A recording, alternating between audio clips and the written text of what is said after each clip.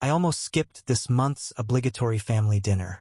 It was a Tuesday, a day I usually reserved for synchronizing with our Tokyo and Berlin operations.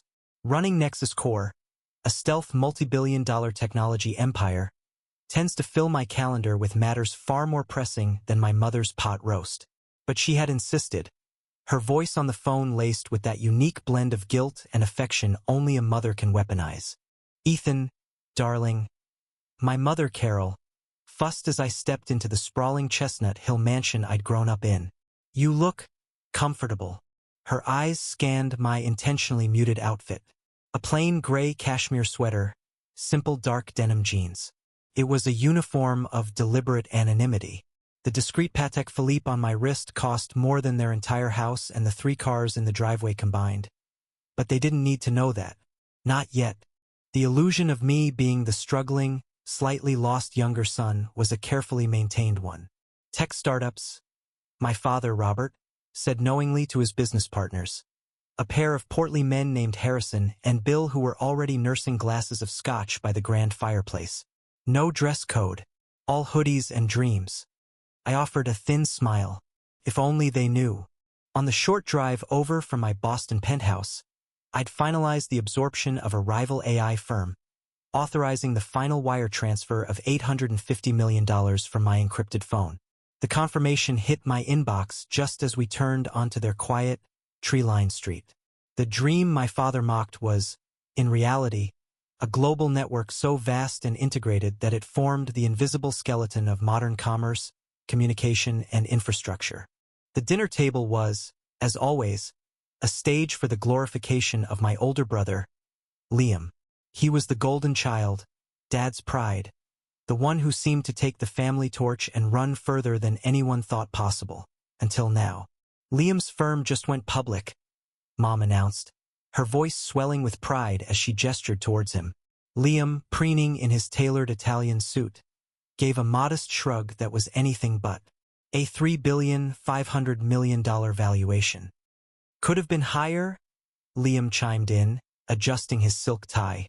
"But the market's been tough lately. A lot of instability in the sector." I hid a smirk behind my water glass. That instability wasn't bad luck.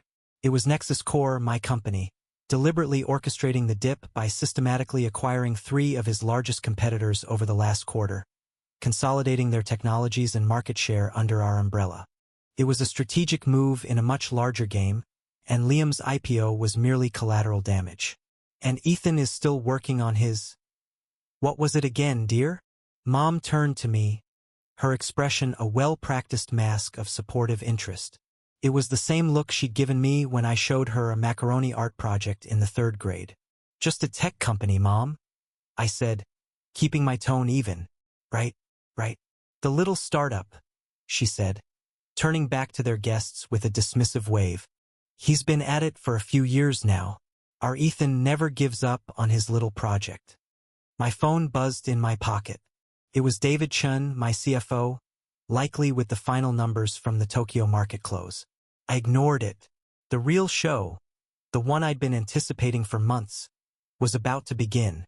"Actually," Dad set down his fork with a deliberate thud, capturing the table's attention. "I've been meaning to talk to you about that, Ethan. I think it's time you let me help you. Here we go. The quarterly intervention." "Thanks, Dad. But we're doing fine," I said, my voice betraying none of the immense irony I felt. "All right, Ethan," he said in that same patronizing tone I'd heard my whole life, the one that dripped with doubt and made me burn to prove him wrong. It was the voice that had echoed in my ears when I dropped out of Stanford to pursue an idea he'd called a digital fantasy. "I've been in business for 30 years. Let me invest a little capital, give you some guidance, show you how things really work in the real world." Liam smirked from across the table. "Could probably use some real business expertise, little brother. It's not a game." My phone buzzed again, a longer, more insistent pulse. Then another, and then 3 more in rapid succession. It was the prearranged signal. The dam was breaking. "Ethan," Mom sighed, her brow furrowed in disapproval. "At least look at your messages. It might be important." Put that phone away at the dinner table. It's fine, I said, but reached for the device anyway, feigning reluctance. Just work stuff. Then I saw the notifications flooding the screen. My stomach didn't drop. Instead, a cold, calm certainty washed over me. It was time. Breaking. Secretive tech giant Nexus Core unmasked. Founder revealed as local Boston man, Ethan Hayes. The architect, mysterious founder finally identified as Boston native Ethan Hayes. From startup to superpower, the secret billionaire next door. Everything okay, dear? Mom asked, her voice sharp, noting the change in my expression. Problems at your little company? The room went so quiet I could hear the faint ticking of the antique grandfather clock in the corner, a sound I hadn't noticed since childhood. My parents and their guests just stared at me, all of them waiting for the usual sheepish shrug, the excuse, the little brother who never quite measured up. For a split second, I almost gave it to them. Old habits die hard. I could already hear my father's voice dismissing me, see Liam's smirk growing wider. That old script had been written years ago, Ethan, the dreamer, the underachiever. But tonight I had come prepared to burn the script. I remembered the nights I spent coding until dawn in a one-bedroom apartment. Ramen cups stacked like trophies around my desk. I remembered pawning my first car to cover payroll for a team that believed in me when my own family didn't. Every sacrifice, every late night, every rejection letter I tore up, it all brought me here to this exact moment. And now their world was about to flip upside down. Dad cleared his throat, attempting to break the silence with forced authority. Well, Ethan, I'm sure whatever it is, it's just one of those little online articles. Don't get too worked up. The media exaggerates everything. Liam chuckled under his breath, relief flickering in his eyes. Yeah, probably just some blogger trying to stir the pot. No one's actually heard of your company. I didn't correct them. I didn't need to, because even as they spoke, my phone kept vibrating. Each buzz another headline, another market reaction, another brick falling from the wall of secrecy I had built. The conversation lulled, the air thick with my father's unanswered offer to help. Harrison, one of Dad's partners, habitually pulled out his own phone to check his stock alerts. He squinted at the screen, his thumb freezing its scroll. Well, this is big, he murmured, more to himself than anyone. Then, looking up to make conversation, he added, Forbes just dropped a bombshell on that ghost company that's been spooking the market, Nexus Core. Liam scoffed. Another overhyped unicorn. I don't think so, Harrison said, his eyes still glued to the screen. Says they've finally identified the founder after all these years. He's been operating in complete stealth. A secret billionaire right here in Boston. Can you believe it? He chuckled. Ha, that's funny. The name's Ethan Hayes. He looked up from his phone, a glint of idle curiosity in his eyes. Any relation, Robert? A perfect, profound silence fell over the dinner table. My father's hand, halfway to his wine glass, froze in midair. Every eye in the room swiveled to face me. I didn't flinch. I simply met my father's stunned gaze. The sound of a phone vibrating violently on the mahogany table cut through the tension. It was Liam's. His smug expression dissolved as he glanced down at the screen. His face went slack, the color draining from it in an instant. It was a cascade. My father's phone lit up. Then Bill's, the other guest. A soft chorus of notifications, each one a hammer blow against the walls of their reality. What? My mother asked, her voice trembling with confusion. What is everyone looking at? Liam couldn't speak. He just stared at his screen, mouth slightly agape. He finally managed to choke out a single, mangled word. Valuation. My father fumbled for his glasses and read the headline on his own phone. He looked from the screen to me, and then back to the screen, as if trying to reconcile two different worlds. The headline was unambiguous. The ghost in the machine. Secret billionaire Ethan Hayes, founder of Nexus Core, revealed. It can't be, Dad whispered, shaking his head. Liam finally found his voice, reading from a market alert on his phone. Initial public valuation, $27 billion. He swallowed hard, his eyes wide with horror and disbelief. Analyst projections are recalculating in real time, 28.5 billion now. Amidst the wreckage of their stunned silence, my own phone began to ring. It wasn't the silent vibration from before, but a sharp, piercing electronic tone I had assigned to only one contact. The screen lit up the darkened corner of the table. Chun's secure line. I calmly folded my napkin, placed it beside my plate, and stood up. The sudden movement made my mother jump. "Excuse me," I said, my voice cutting cleanly through the thick atmosphere of shock. I picked up the phone. "I have to take this." "But, Ethan," my father stammered, looking utterly lost. I held his gaze for a moment before answering the call. "Asia is already moving and Europe will be waking up soon," I said simply, as if explaining a routine matter. "I need to coordinate our global response." I turned and walked out of the dining room, leaving them frozen amidst the scattered silverware and the glowing screens of their phones, each one a testament to the son they never knew.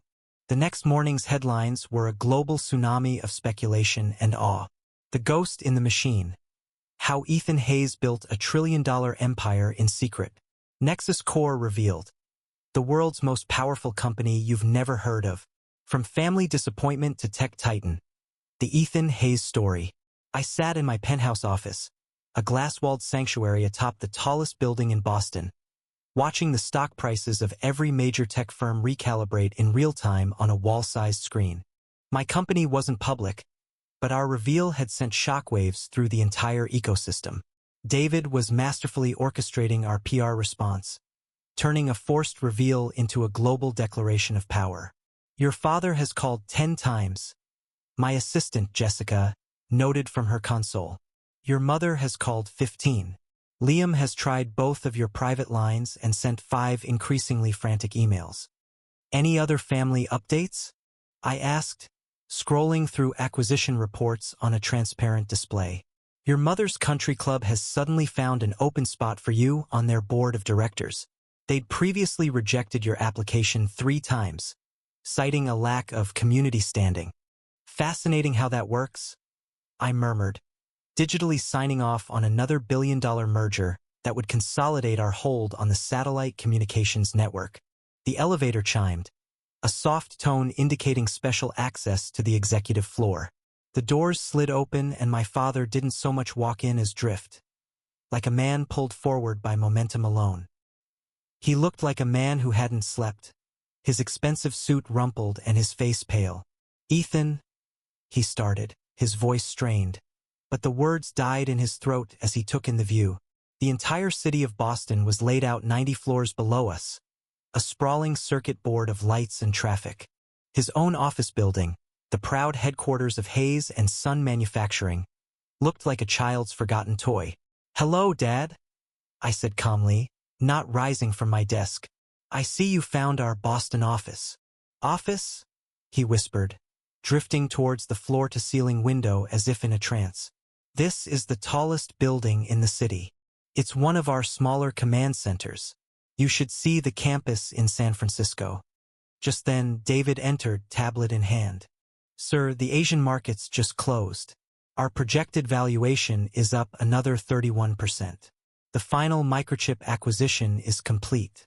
As of this morning, we control 72% of the global semiconductor market." My father visibly swayed and sank into one of the plush leather chairs opposite my desk. "Semiconductors? But Liam's company will now have to negotiate their chip supply directly with us?" I finished for him, my voice flat. "Business is business." The private elevator chimed again. This time it was my mother. She had clearly spent hours preparing for this moment, dressed in a Chanel suit and armed for a social confrontation. She stopped dead when she saw the room. The monolithic desk, the wall of screens streaming global data, the quiet hum of analysts managing an empire. She looked like a guest who had wandered into a military command center. "Darling," she began, her voice bright and forced, but it faltered as she took in the scene. "Mrs. Hayes," David nodded professionally. "Welcome." My mother sat down hard in the chair next to my father, her composure finally cracking. My personal line buzzed. A pre-scheduled call. I put it on speaker. "Ethan, good morning. It's Carl Schmidt." The voice on the other end was clipped, German accented. He was the CEO of the world's largest automotive group. "Carl," I said, "I have your proposal. 18 billion for the exclusive supply contract. It is the most we can offer." "No," I replied simply. "The exclusive rights to our new line of processors will be 22 billion for the 5-year contract. That price is not negotiable." 22 billion? He sputtered. "Ethan, that is our entire R&D budget. It's for our next generation of electric and autonomous vehicles." "I know," I said. "That is why the price is what it is. Your next generation of vehicles won't exist without our technology. You have until noon today, Boston time, to sign. Otherwise, we will open the bidding to your competitors." I ended the call. I looked up to find both my parents staring, their faces blank with shock. You were talking to Carl Schmidt," my father whispered. He'd spent a decade trying to get a minor supply contract with one of Schmidt's subsidiary factories. "One of 4 similar calls this morning," I said, glancing at my schedule. "It's a busy day." David's tablet pinged. "Sir, Liam's company is on the line. They're declaring a supply chain emergency and requesting an immediate meeting." "Tell them to schedule it through legal," I said dismissively. "Family connections don't get you to the front of the line." My father finally found his voice, a raw and broken thing. "Why, Ethan? Why didn't you tell us?" I swiveled my chair to face them fully. "Tell you what, Dad? That while you were bragging about Liam's company, I was building something 100 times bigger. That while you were dismissing my hobby, I was securing the core infrastructure of the digital world. You wouldn't have believed me." "We would have helped," Mom protested. "Helped?" I gave a short, sharp laugh. "Like when you told me to get a real job? Or when Dad refused my early funding requests because he wanted me to learn by failing on my own?" Behind me, the screens flickered with new data. Our market share in another sector ticked a percentage point higher. "About my investment offer," Dad said carefully, trying to regain his footing. "Obviously, the terms would be different now." "Dad," I said, my voice softening with a trace of pity, "I spent more on server upgrades for our Mumbai campus last month than your company makes in an entire year." David cleared his throat. "Sir." A priority call from the office of the SEC chair. "The SEC?" Mom's voice was faint. "They have concerns about a single private entity controlling nearly 3/4 of the global semiconductor market," I explained. I looked at David. "Patch them through to our legal department. Send the chair the white paper we prepared on market stabilization. Let them know I'll make time for a formal hearing next quarter. In the meantime, send over our market stability brief." I stood, smoothing my blazer. "I trust you can find your way out." "Ethan," Dad tried one last time, his voice pleading, "we're still family." I paused at the door to my private conference room. Family would have believed in me 7 years ago. They would have seen ambition, not a distraction. "When did you become so cold?" Mom whispered, gesturing at the empire around her. "I've always been this person," I said quietly. "You were just too busy celebrating Liam's success to notice who was actually succeeding." David appeared at my side. "Sir, it's time." "Time for what?" Dad asked. A small smile touched my lips. "To announce our next acquisition. A company called Zenith Innovations. Liam's main competitor. We're buying them for roughly what his entire company was worth at its IPO." Mom's face fell. "Liam's stock will probably drop another 45% on the news," I finished. "Business is business. Isn't that what you always taught us?" I walked to the conference room door, then paused. "Oh, and Mom? About that country club board position. I bought the entire club this morning. You can keep your membership, though. Family discount."